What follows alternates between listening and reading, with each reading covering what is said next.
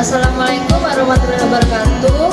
Perkenalkan, kami dari kelompok 9 akan menampilkan video roke tentang penata laksanaan dan rujukan TB Palu. Perkenalkan, nama saya Amanda sebagai kader. Perkenalkan, nama saya Tasya sebagai petugas farmasi. Perkenalkan, nama saya Yosra Febrianti sebagai perawat. Perkenalkan, saya Sylvia Andrina sebagai unit kesehatan masyarakat. Perkenalkan, saya Zahra Aulia Kolbi sebagai dokter Santi. Perkenalkan, saya Nisri Lagi sebagai manajer kasus TBC. Perkenalkan, saya Suryadiado sebagai Pak Ahmad. Perkenalkan, nama saya Surya Lina berperan sebagai research. Perkenalkan, nama saya Muflis Hakim sebagai petugas lab. Perkenalkan, nama saya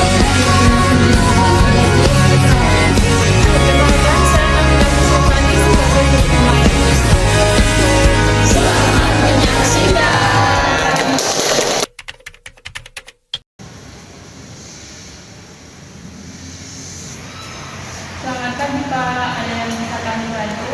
Selamat pagi Bu, saya mau periksa akhir-akhir ini saya tidak enak badan. Apa keluhan yang Bapak rasakan? Saya batuk sudah hampir 3 minggu ini dan badan saya semakin lemah. Baik Pak.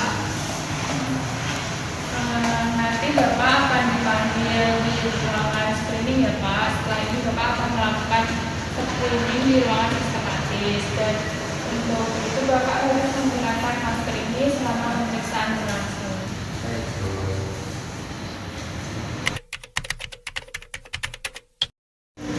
Panggilan atas nama Bapak Arman.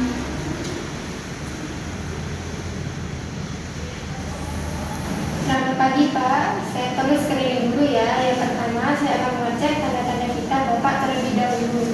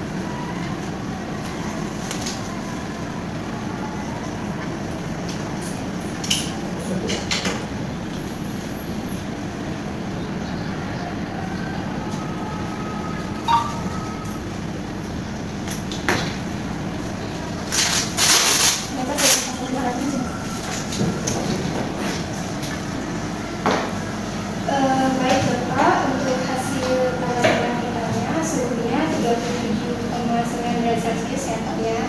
Untuk nadinya 104 kali per menit, untuk pernapasan Bapak 22 kali per menit, dan terdapat suara tambahan nafas nih Pak.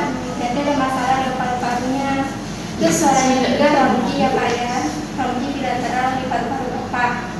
Apakah Bapak batuk lebih dari 2 minggu? Ya, saya hampir 3 minggu ini sudah batuk. Baik Pak, apakah Bapak ada penurunan berat badan, keringat malam, atau kontak dengan pasien TBC sebelumnya? Saya ada, kalau malam saya suka berkeringat, terus berat badan saya turun hampir 5 kilo dalam 2 bulan ini. Terus kemarin terakhir adik saya habis operasi TBC 4 bulan yang lalu. Baik Pak, hasil screening Bapak menunjukkan bahwa Bapak masuk kategori suspek tuberkulosis ya Pak ya. Terus Bapak jadi wajib menggunakan masker medisnya ya Pak selama proses pemeriksaan berlangsung. Mari Pak, saya antarkan ke periksa dokter lebih lanjut.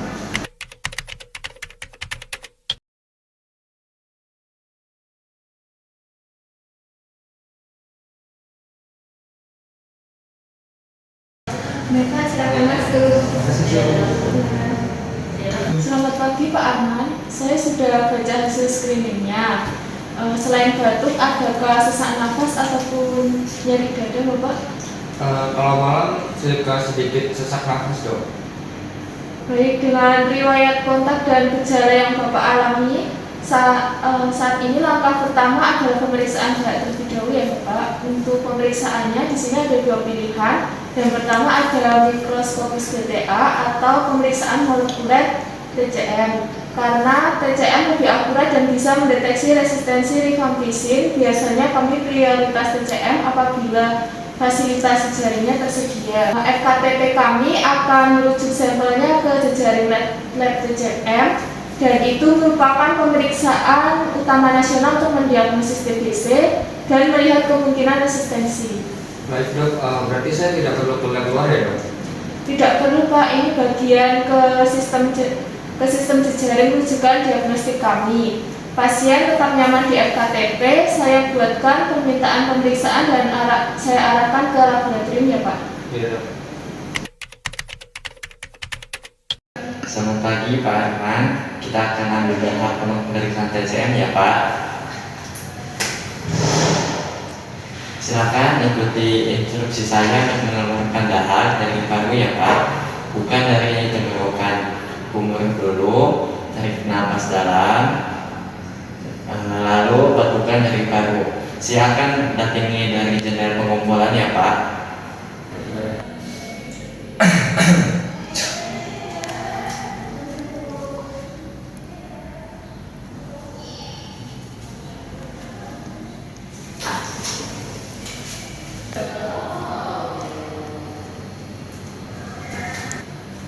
Pak, ini untuk dahaknya.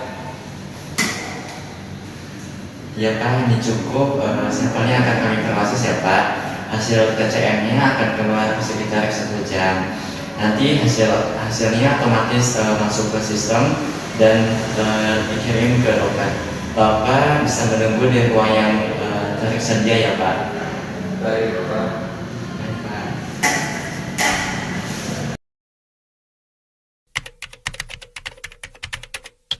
Pak Arman, hasilnya sudah keluar ya. Untuk hasil TCM menunjukkan TBC positif. Namun kabar baiknya bakteri belum resisten terhadap rifampicin. Artinya Bapak mengalami TBC sensitif obat atau TBC SO. Jadi saya benar positif TBC dok? Betul Pak, tapi TBC bisa sembuh total. Pengobatan berlangsung 6 bulan dengan kombinasi obat RHZ atau RHZE. Nanti akan ada pendampingan intensif.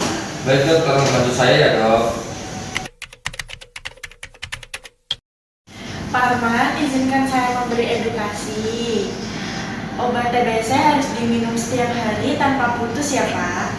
Iya sus, tapi saya masih agak takut. Itu wajar Pak, saya pastikan Bapak tidak sendirian. Dan untuk protokol tata laksana TBC menurut Kemenkes RI dan WHO adalah sebagai berikut ya Pak. Untuk yang pertama, obat OAT lini pertama selama 6 bulan. Ada fase intensif 2 bulan yaitu RHZE, rifampicin, isoniazid, pyrazinamid, dan ethambutol. Selanjutnya, fase lanjutan 4 bulan itu RH. Yang kedua, obat diminum setiap hari tanpa putus, kontrol tiap 1 bulan, periksa dahak ulang pada bulan kedua dan ke-6, dan yang terakhir, selama masa pengobatan, pakai masker dan jaga ventilasi rumah. Kalau saya lupa bagaimana dok sus? Nah, itu berbahaya Pak, bisa menyebabkan TBC kebal obat, yaitu MDR atau TB. Karena itu kami pantau. Kami juga punya tim pengingat minum obat via telepon atau kunjungan rumah. Baik. Selanjutnya kita akan pilih PMO atau pendamping minum obat. Siapa yang bisa mendampingi Bapak di rumah? Saya bisa minta tolong ke istri saya sus. Bagus, nanti kami akan berikan buku pemantauan, jadwal minum, dan kontrak jika ada efek samping ya Pak. Baik sus. Baik Pak, ini obat TBC bulan pertama ya Pak, bentuknya kombinasi dosis tetap. atau KDT. Dosisnya saya sudah sesuaikan dengan berat badan Bapak. Obat diminum di pagi hari sebelum makan. Lalu jangan hentikan obat meski sudah merasa sehat ya Pak. Baik sus, apakah obatnya ada efek sampingnya? Ada beberapa yang mungkin terjadi Pak, seperti mual atau warna urin kemerahan, tapi itu normal ya Pak. Jika mata menguning, segera kembali ke puskesmas untuk berkonsultasi ya Pak. Baik, sudah. Assalamualaikum Pak Arman, saya kader TBC dari Puskesmas. Kali ini saya akan memastikan kondisi Bapak dan juga melakukan pemantauan minum obat Bapak. Alhamdulillah Bu, saya sekarang sudah mulai minum obat, tapi yang sedikit batuk. Itu biasanya hilangnya dalam 1-2 minggu ya Pak. Nanti saya juga akan memeriksa ventilasi di rumah Bapak dan juga akan memberikan edukasi tentang etika batuk. Baik Bapak, saya dari tim Unit Kesehatan Masyarakat. Rumah Bapak ventilasinya kurang optimal. Kami sarankan membuka jendela lebih lama dan menempatkan Bapak di ruangan yang berbeda dari anak kecil selama fase awal. Baik Bu, terima kasih ya.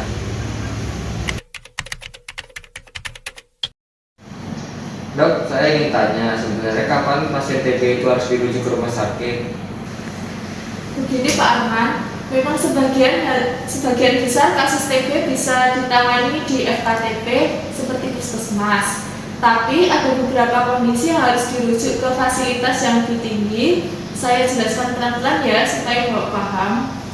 Ya dok, saya ingin mengerti betul. Baik, ada 4 jenis rujukan dalam program TB.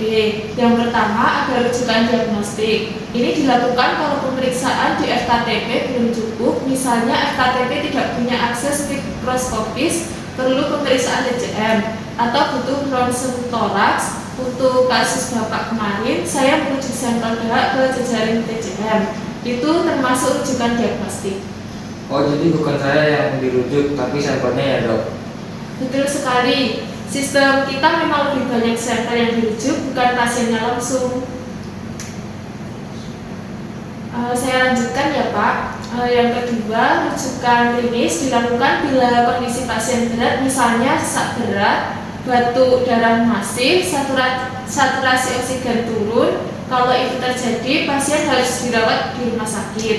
Ketiga, ada rujukan kasus khusus, misalnya seperti TBC resistan obat atau TBC RO, TBC anak dengan gizi buruk, TBC dengan HIV stadium lanjut, TBC miliar, meningitis, TB, TBC tulang. Semua itu wajib ditangani dokter spesialis paru atau subspesialis anak. Yang keempat ada rujuk balik. Setelah pasien membaik di rumah sakit, ia dikembalikan lagi ke FKTP untuk melanjutkan pengobatan. Ini supaya continuity of care tetap terjaga.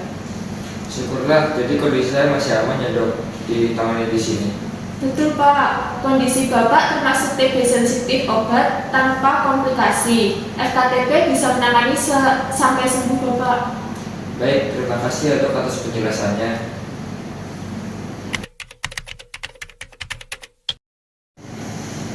Bagaimana kondisi Bapak saat ini? Apakah obatnya diminum secara teratur Pak? Teratur kok dok, batuknya sudah jauh berkurang. Bagus, ini respon yang baik ya Pak. Kita lanjutkan pengobatan ke fase lanjutan ya Pak. Baik dok. Datanya sudah saya input ke STB ya dok. Bapak masuk ke daftar pasien yang dipantau ketat, nanti kader akan terus memantau. Selamat siang Pak Arman, saya sudah melihat rujukan dari FKTP. Mulai bisa efek obat dari rifampicin atau isoniazid, tapi belum termasuk kategori berat. Kita tata laksana seperti saja. Baik dok, apakah saya tetap bisa melanjutkan obatnya? Tetap bisa, obat tetap diminum sesuai jadwal karena tidak boleh terputus. Jika nanti muncul keluhan berat seperti kuning atau gangguan penglihatan, segera kembali untuk konsultasi ya Pak. Baik dok.